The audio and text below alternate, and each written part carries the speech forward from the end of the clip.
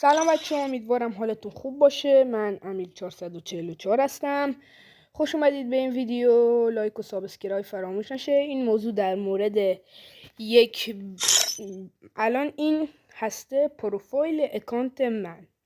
اینجا پایین رنکم یک پروف ساکورا، الیت ساکورا، هیپوپ و چند تا چیز چرت و پرت دیگه است. براتون سوال پیش اومده که اینا چجوری اینجا جا میگیرن و چجوری اینا جا میگیرن اینجا، اصلا چجوری باید اینا رو اینجا بذاریم. بله، خیلی هم آسون. اینجا میایم توی این که همتون تقریبا بلدین که مثلا عکس گانا و لباس و هر چیز دیگه میخوایم بذاریم، اینجوری میذاریم اینجا، درسته؟ و بچه ها مثلا الان من اینو میذارم اینجا. این پایین که من اینو چی کردم، میزنم روش، اینجوری میزنم روش.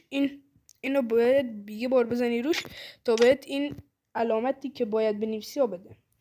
اینم چیزایی که من درست کردم و خیلی طول کشیده واقعا برای درست کردن اینو.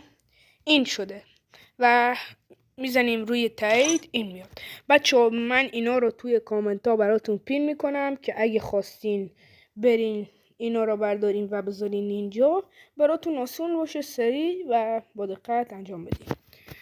امیدوارم از این ویدیو خوشتون اومده باشه. از این ویدیو تا یک ویدیوی دیگه، خدا نگهدار.